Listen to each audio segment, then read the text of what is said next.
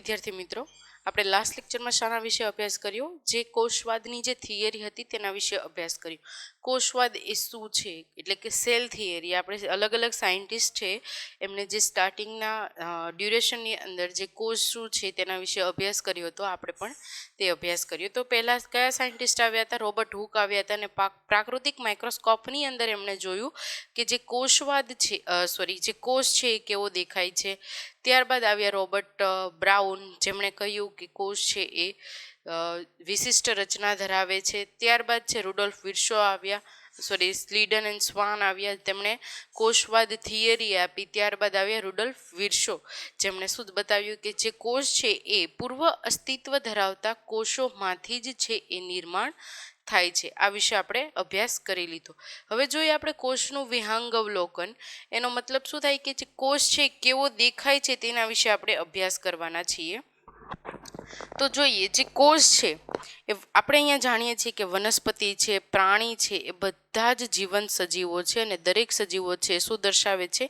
કોષ દર્શાવે છે. અહીં કોષ છે જીવંત સજીવનો નાનામાં નાનો એકમ છે, તમે તેમ કહી શકો. અને જે લાક્ષણિક વનસ્પતિ કોષનો જે અભ્યાસ છે એ ક્યાં કરવામાં આવ્યો? ડુંગળીની છાલ ઉપર કરવામાં આવ્યો. અને જે પ્રાણી કોષનો અભ્યાસ છે ક્યાં કરવામાં આવ્યો? માનવગાલના કોષોની અંદર કરવામાં આવ્યો. તો જોઈએ, વનસ્પતિઓ અને પ્રાણીઓનો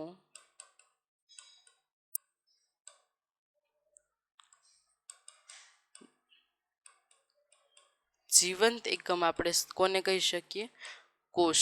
એટલે કોષ વગર જીવન છે એ શક્ય છે નહીં. તમે એમ સિમ્પલ ફોર્મની અંદર તમારે બોલવું હોય તો પણ બોલી શકો. અને બધી જ જીવંત સજીવ, કોઈ પણ સજીવ વસ્તુ લઈ લો, સજીવ લઈ લો, બધા જ જીવંત સજીવો એ શેના બનેલા છે? કોષોના બનેલા છે. બધા જ જીવંત સજીવો એ કોષોના બનેલા છે. એટલે સજીવોનો નાનામાં નાનો એકમ એ કોણ શું છે? કોષ છે. તમે એમ કહી શકો. ક્લિયર? સજીવોનો નાનામાં નાનો એકમ શું છે? કોષ છે. કોષની જો આપણે વાત કરીએ તો અહીં આપણે જે વનસ્પતિ કોષ છે, પ્રાણી કોષ છે, એની સ્પેસિફિક જે કોષોનો અભ્યાસ કરવામાં આવ્યો તો એના વિશે આપણે વાત કરીએ. તો લાક્ષણિક વનસ્પતિ કોષમાં લાક્ષણિક વનસ્પતિ કોષનો અભ્યાસ માટે કઈ વનસ્પતિના કોષનો અભ્યાસ કર્યો? ડુંગળીના કોષ.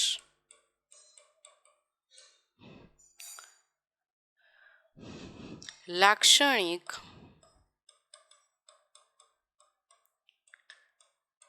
પ્રાણી કોષના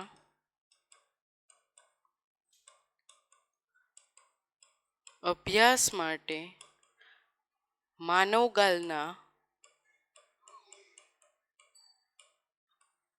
કોષનો અભ્યાસ કરવામાં આવ્યો હતો.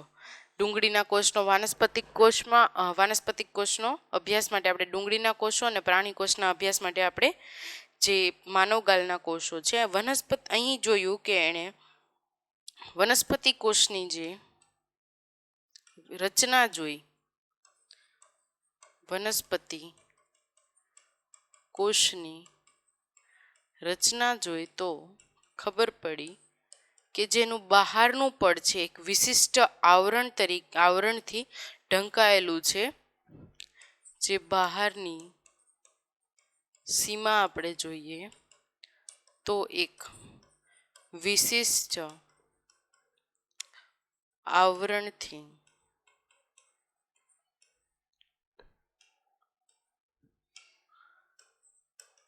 ઢંકાયેલું છે, જેને શું કહેવામાં આવે છે? કોષ દિવાલ કહેવામાં આવે છે. ક્લિયર અહીંયા સુધી? વિશિષ્ટ આવરણથી તે ઢંકાયેલું છે જેને શું કહેવામાં આવે છે? કોષ દિવાલ કહેવામાં આવે છે. હવે જોઈએ કે જે અંદરનું પડ છે એ અંદરનું પડ અંદરની સીમા તરીકે કામ કરે છે. ઓકે, બે લેયર બતાવ્યા છે આવી રીતે, એક આમ હશે અને એક આવી રીતે હશે. જોશું હમણાં આપણે વનસ્પતિ કોષ અને પ્રાણી કોષ જોશું ત્યારે. બીજું કહ્યું જે અંદરની સીમા છે, અંદરની સીમા તરીકે શું આવેલું હશે? કોષ રસ સ્તર.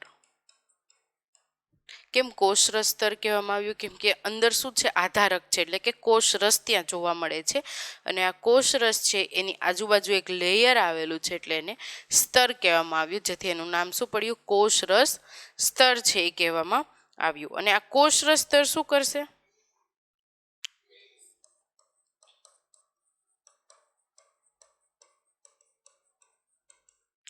કોષના ભાગોને જકડી રાખે છે. પરિણામે કોષ રસની અંદર રહેલા જે એન્ઝાઇમ છે એટલે કે ઉત્સેચક છે, અમુક અંગિકાઓ છે એ બહાર નીકળી ન જાય તે માટે. પરિણામે કોષના ભાગને જકડી રાખે. ફોર એક્ઝામ્પલ, આ કોઈ કોષ છે, આ કોષ કેન્દ્ર છે એનું, રાઈટ? તો હવે અહીંયા બધી અલગ અલગ અંગિકાઓ આવેલી છે. આ હરિતકણ છે, આ આપણે કણાભસૂત્ર લઈએ, રિબોઝોમ લઉં છું, અને તેની સિવાયના બીજા ઘણા બધા એન્ઝાઇમ છે એ અહીં આવેલા છે. બરોબર? એન્ઝાઇમ એટલે કે ઉત્સેચક. જો ખાલી કોષ રસ સ્તર જ ત્યાં પ્રેઝન્ટ છે, કોષ રસ સ્તર એટલે એક લિમિટ બાંધી દીધી છે, એ લિમિટની બહાર એ જઈ શકે નહીં, સીમા બતાવી દીધી છે. અહીંયાના જે પણ આધારક છે, કોષ રસ છે, એ આ સીમાની બહાર જઈ શકશે નહીં. ક્લિયર? એટલે બધા ભાગોને જકડી રાખે છે, પરંતુ તેની સાથે સાથે બીજું કામ પણ છે કે બહારથી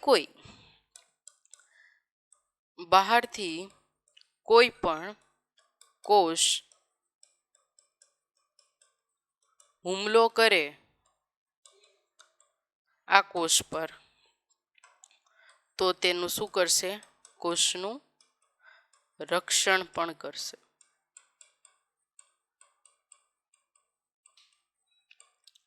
ક્લિયર? બહારથી કોઈ પણ કોષ છે એ હુમલો કરે તો એ શું કરે છે? કોષનું રક્ષણ કરવાનું કાર્ય પણ કરે છે.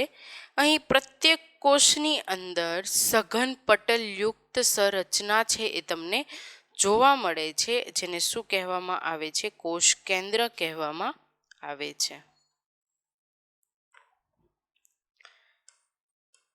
દરેક કોષમાં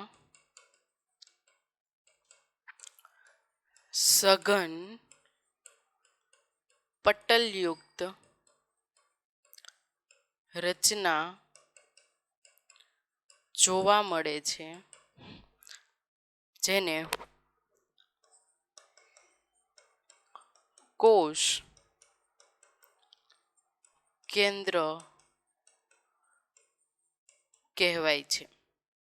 ઓકે, દરેક કોષની અંદર સઘન પટલયુક્ત રચના જોવા મળે છે, જેને શું કહેવામાં આવે છે? કોષ કેન્દ્ર છે એ કહેવાય છે. આ કોષ કેન્દ્ર શું કરશે?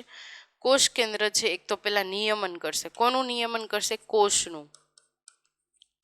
કોષ કેન્દ્રમાં કોષ કેન્દ્રિકા જોવા મળે છે,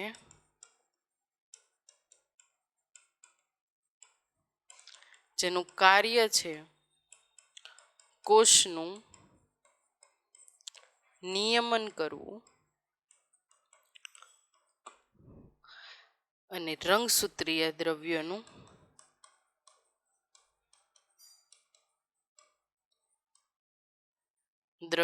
સંગ્રહ કરવો. ઓકે, રંગસૂત્રી દ્રવ્યનો સંગ્રહ કરવો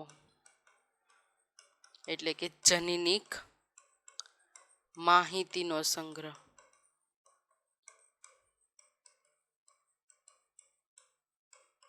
ક્લિયર? કોષ કેન્દ્રમાં કોષ કેન્દ્રિકા હોય છે, જે એનું કાર્ય શું છે? કોષનું નિયમન કરવાનું, રંગસૂત્ર દ્રવ્યનો સંગ્રહ કરવાનો, જે જનીનિક માહિતીનો છે એ સંગ્રહ કરે છે તેમ તમે કહી શકો. ને અહીં આનુવંશ જનીનિક માહિતી તરીકે શું આવેલું છે? ખાસ યાદ રાખજો, ડીએનએ, જેને કહેવાય છે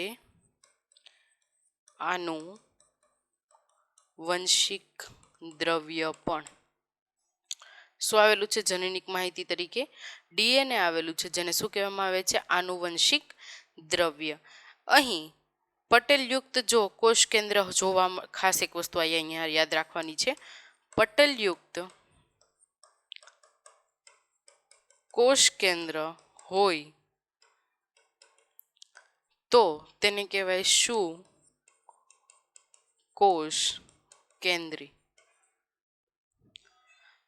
પટલ વિહીન કોષ કેન્દ્ર હોય તો એને કહેવાય આદિકોષ કેન્દ્રી.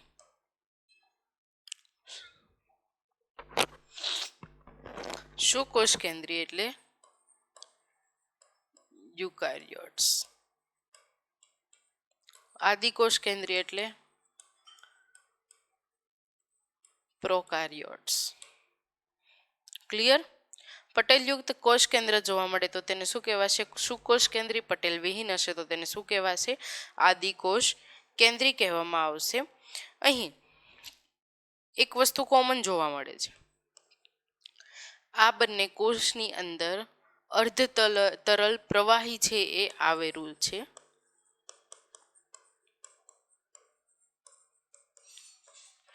અર્ધ તરલ પ્રવાહી છે એ જોવા મળે છે, અને બંને કોષમાં તેને કોષરસ ઓબ્લિક જીવરસ અથવા આધારક તરીકે ઓળખાય છે. અર્ધ તરલ પ્રવાહી છે જોવા મળે છે બંને કોષમાં, તે કોષરસ છે, જીવરસ અથવા આધારક તરીકે ઓળખાય છે, જે શું કરે છે? એ જે એન્ઝાઇમ છે, ઉત્સેચકો છે, તેનો સંગ્રહ કરશે અને રાસાયણિક પ્રક્રિયાની અંદર એ પોતાનો ફાળો આપશે. ક્લિયર અહીંયા સુધી? કોષરસનું કામ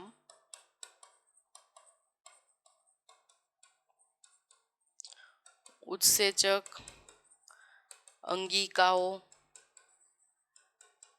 એની અંદર જોવા મળે છે, અને જે રાસાયણિક પ્રક્રિયાનું નિયમન કરે છે. ક્લિયર? શું કરે છે? રાસાયણિક પ્રક્રિયાનું નિયમન છે એ કરશે. કોણ? તો કોષરસ. કોષને જીવંત રાખવાની પ્રક્રિયા પણ કોષરસ પર આધારિત છે. કેમ કે રાસાયણિક પ્રક્રિયા થશે તો જ એનર્જી મળશે. એનર્જી મળશે તો કોષ છે એ કાર્ય કરી શકશે. કાર્ય કરશે તો એ એક્ટિવ રહેશે અને એનર્જી છે એ જનરેટ થયા કરશે.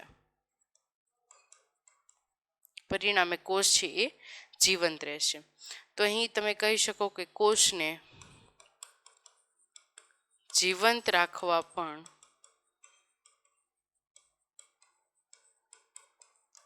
કોષરસનો ફાળો છે. ક્લિયર અહીંયા સુધી? હવે જોઈએ કે શું કોષ કેન્દ્રી છે એની અંદર પટલમય અંગિકાઓ જોવા મળે છે. તો કયા પ્રકારની પટલમય અંગિકાઓ છે? તે શું કોષ કેન્દ્રીમાં પટલમય અંગિકાઓ જોવા મળે છે. તો આ પટેલમય અંગિકાઓમાં ઉદાહરણ લઈએ. અંતઃકોષ રસજાળ છે, ગોલ્ગી બોડીઝ છે, ઓકે. તેની સિવાય લાઇસોઝોમ, કણાભસૂત્ર, સૂક્ષ્મકાય અને રસધાની. અંતઃકોષ રસજાળ,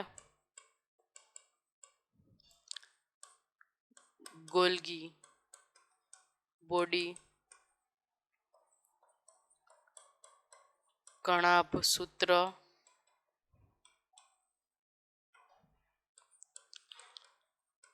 લાઇસોઝોમ, આ મેઇન છે, સૂક્ષ્મકાય, વેક્યુલ્સ જેવું ફોર્મ થાય છે ત્યાં, તેને કહેવાય છે. હવે જોઈએ, આદિકોષ કેન્દ્રમાં પટેલમય અંગિકાનો અભાવ હોય છે. આ બધી અંગિકાઓ આદિકોષ કેન્દ્રની અંદર જોવા મળતી નથી, સિવાય કે રિબોઝોમ. આદિ કોષ કેન્દ્રીમાં પટલ વિહીન અંગિકા હોય છે, પણ એની અંદર આ જોવા મળશે ને, એટલે કે જેની ઉપર લેયર નહીં હોય તેવી અંગિકા તેની અંદર તમે જોઈ શકો છો. અહીં એક રિબોઝોમ છે, એ અપવાદ છે. કેમ અપવાદ છે? અહીં જે અંગિકાઓ પ્રેઝન્ટ છે એ આદિકોષ કેન્દ્રની અંદર જોવા નહીં મળે, પણ જે રિબોઝોમ છે એ આદિકોષ કેન્દ્રી અને સુકોષ કેન્દ્રી બંનેમાં જોવા મળે છે. એટલા માટે એને શું કહેવામાં આવ્યું? અપવાદ કહેવામાં આવ્યું, કેમ કે એ બેવની અંદર તમને જોવા મળશે. સુકોષ કેન્દ્રીની અંદર ખાલી શું આવશે? હરિતકણ હશે, કણાભ સૂત્ર અને ગોલ્ગી, અંતઃકોષ રસજાળ. આની અંદર એવું કંઈ જોવા મળશે નહીં. ક્લિયર અહીંયા સુધી? હવે જોઈએ કે પ્રાણી કોષની અંદર તારા કેન્દ્ર જોવા મળે છે.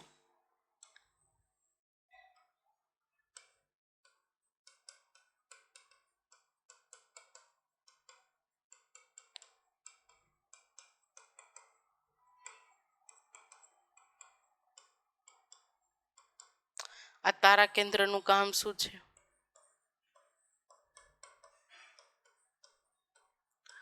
કોષ વિભાજનમાં મદદરૂપ થાય છે. જે તારા કેન્દ્ર છે એ કોષ વિભાજનની અંદર એ મદદ છે એ કરે છે. ત્યારબાદ આપણે શાના વિશે વાત કરવાના છીએ કે જે કોષો છે એ કયા કયા પ્રકારના કોષો આપણને જોવા મળે છે. એક છે વિભેદિત કોષો, બીજું છે અવિભેદિત કોષો અને ત્રીજું છે નિર્વિભેદિત કોષ.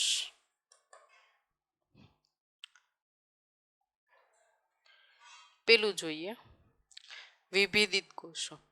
જે પણ કોષો એ વિશિષ્ટ કાર્યો જ કરે, વિશિષ્ટ કાર્યોને અનુલક્ષીને જ એ કામ કરશે અને એ કોષો છે વિશિષ્ટ કાર્યો માટે જ બન્યા છે, તેવા કોષોને વિભેદિત કોષો કહીએ છીએ.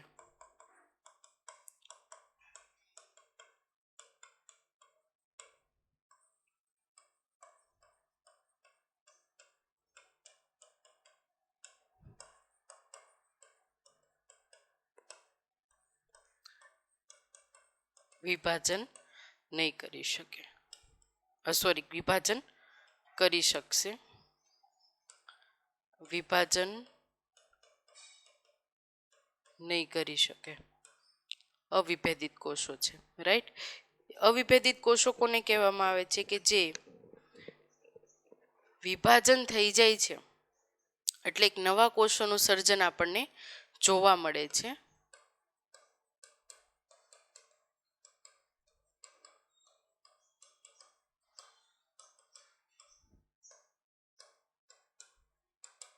ઓકે, જે નવા કોષોનું સર્જન આપણને જે જોવા મળે છે એ અન્ય પ્રકારના કોષની અંદર વિભેદિત થાય છે અને અલગ અલગ અંગિકા બનાવે છે.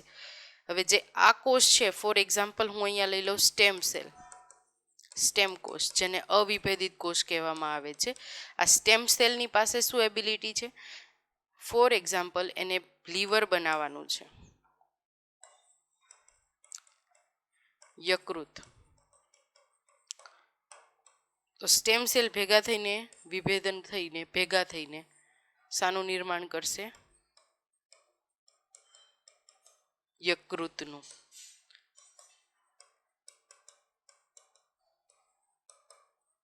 કોઈ પણ સ્પેશિયલાઇઝ્ડ અંગિકા માટે. તો અહીં વિભેદિત થાય છે અને શું કરશે? એ નિર્માણ છે એ કરશે. ત્યારબાદ છે નિર્વિભેદિત કોષ. વિભેદિત કોષમાંથી અવિભેદિત કોષની અંદર પરિણમવું.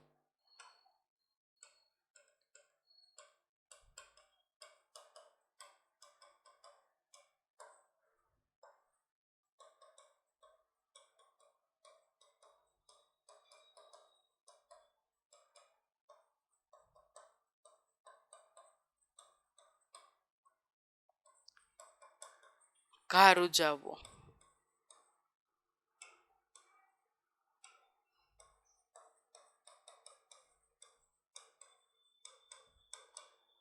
પછી વનસ્પતિની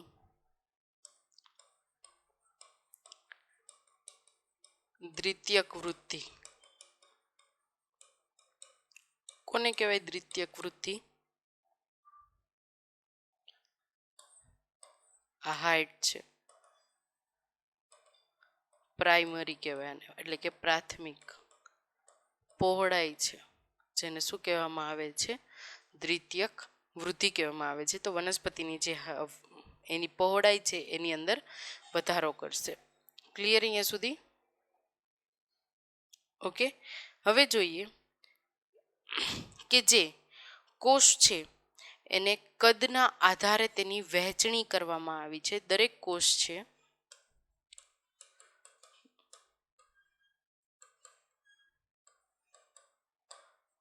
કદના આધારે અલગ હોય છે,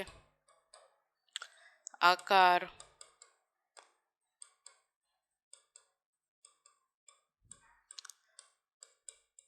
અલગ અલગ વહેંચણી કરવામાં આવે છે. દરેક કોષ છે એ કદ અને આકારથી કેવા હોય છે?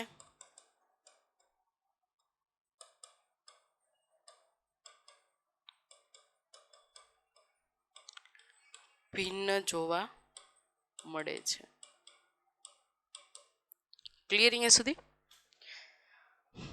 સૌથી નાનામાં નાનો કોષ છે એ કયો છે? માઇકોપ્લાઝમ.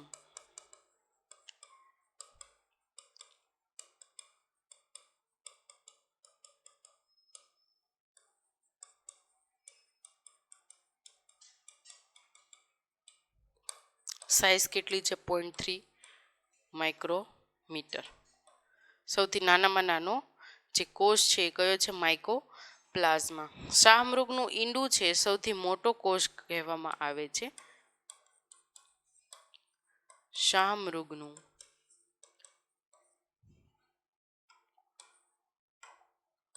ઈંડું સૌથી મોટો કોષ કહેવાય છે. શાહમૃગનું ઈંડું સૌથી મોટો કોષ ગણવામાં આવે છે. અને લાંબો કોષ છે એ કયો છે? ચેતાકોષ.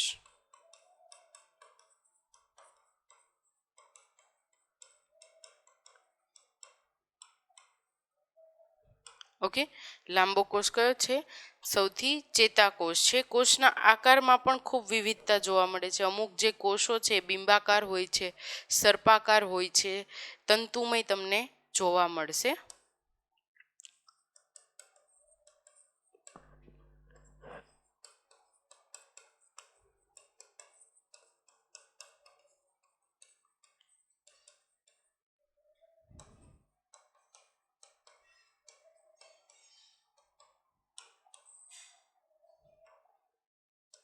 અમુક બિંબાકાર હશે, સર્પાકાર,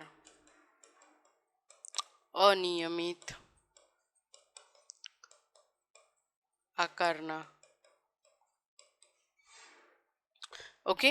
તો આવા અલગ અલગ કોષો છે. અમુક તંતુમય પણ જોવા મળે. ચેતાકોષ છે કેવો છે? એકદમ તંતુમય. આવી રીતે એનું સ્ટ્રક્ચર છે.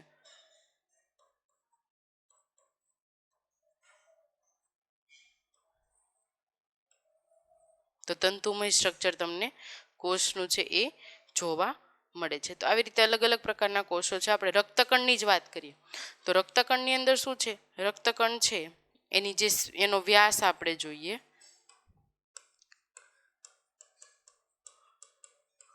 રક્તકણ 0.77 માઇક્રોમીટર વ્યાસ ધરાવે છે.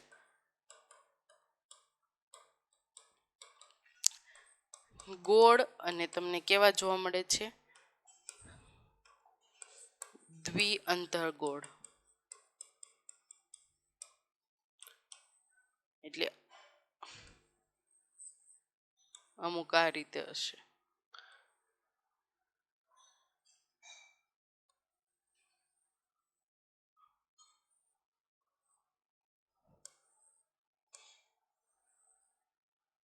ઓકે, તો તમને ગોળ આકાર જોવા મળે છે, થોડોક અનિયમિત આકાર પણ છે એ તમને જોવા મળશે. ક્લિયર અહીંયા સુધી? હવે આપણે જોઈએ કે જે કોષરસ છે એ કોષનો મોટો ભાગ છે. તમે એમ કહી શકો કોષરસ કોષનો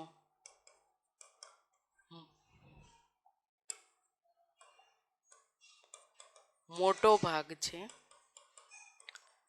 જેને જીવરસ, આધાર દ્રવ્ય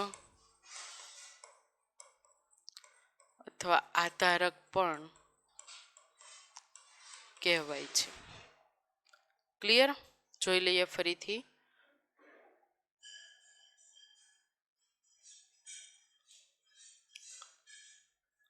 સુકોષ કેન્દ્રની અંદર પટેલમય અંગિકાઓ જોવા મળે છે, જે અંતકોષ, રસજાળ, ગોલ્ગી બોડી, કણાભસૂત્ર, લાઇસોઝોમ અને સૂક્ષ્મકાય છે એની અંદર આવેલા છે. આદિકોષ કેન્દ્રીમાં પટલવિહીન અંગિકા જોવા મળે છે, જે રિબોઝોમ છે. આદિકોષ કેન્દ્રી અને સુકોષ કેન્દ્રીની અંદર બંનેમાં જોવા મળે છે રિબોઝોમ. ઓકે, અને જે સુકોષ કેન્દ્રી છે એની અંદર હરિતકણ, કણાભસૂત્ર, ગોલ્ગી, અંતકોષ, રસછાડ છે એ જોવા મળે છે. પ્રાણી કોષમાં તારા કેન્દ્ર જોવા મળે છે. કોષ વિભાજનમાં તે મદદરૂપ થાય છે. ત્યારબાદ છે 3 કોષોના પ્રકાર પાડવામાં આવે: વિભેદિત, અવિભેદિત અને નિર્વિભેદિત. સ્ટેમ કોષ છે એને આપણે જો એનું વિભેદન થાય અને પછી નિર્માણ થાય છે એક અંગિકાનું, એટલે કે યકૃતનું તમને એક્ઝામ્પલ આપવામાં આવ્યું છે. જ્યારે નિર્વિભેદિત કોષો છે એ વિભેદિતમાંથી કેવા બની જાય છે, અવિભેદિત બની જાય છે, જે ઘા રૂઝાવામાં મદદરૂપ થાય છે. કોષોના કદના આધારે અને આકારના આધારે પ્રકાર પાડવામાં આવ્યા છે. અહીં આપણને કોષો કદ અને આકારની દ્રષ્ટિએ જોઈએ તો આપણને ખૂબ જ ભિન્ન જોવા મળે છે. સૌથી નાનામાં નાનો જે કોષ છે એ કયો છે, માઇકોપ્લાઝમા છે, જે 0.3 માઇક્રોમીટર વ્યાસ ધરાવે છે. અને શાહમૃગનું ઈંડું છે સૌથી મોટો કોષ છે. અને લાંબો કોષ કયો છે, ચેતાકોષ છે. કોષના આકારમાં પણ વિવિધતા જોવા મળે છે. કયા કયા આકાર છે? બિંબાકાર હોઈ શકે, સર્પાકાર અને અનિયમિત આકાર, તંતુમય આકાર પણ તેનો જોવા મળે છે. અહીં રક્તકણ છે 0.7 માઇક્રોમીટર વ્યાસ ધરાવે છે, પણ એની જે રચના છે ગોળ અને દ્વિઅંતરગોળ તરીકે જોવા મળે છે. ત્યારબાદ આપણે વાત કરી કોષરસ. કોષનો મોટો ભાગ છે જીવરસ અને આધાર દ્રવ્ય એટલે કે આધારક તરીકે પણ ઓળખાય છે. હવે આપણે નેક્સ્ટ લેક્ચરની અંદર શાના વિશે અભ્યાસ કરશું? જે કોષરસનું બંધારણ છે એ કેવા પ્રકારનું છે તેના વિશે અભ્યાસ કરશું. ત્યાર સિવાય આપણે જોશું કે અંગિકાઓ કયા પ્રકારની જોવા મળે છે. ત્યારબાદ આદિકોષ કેન્દ્રી, સુકોષ કેન્દ્રી વિશે આપણે પૂરતો અભ્યાસ કરીશું. Thank you.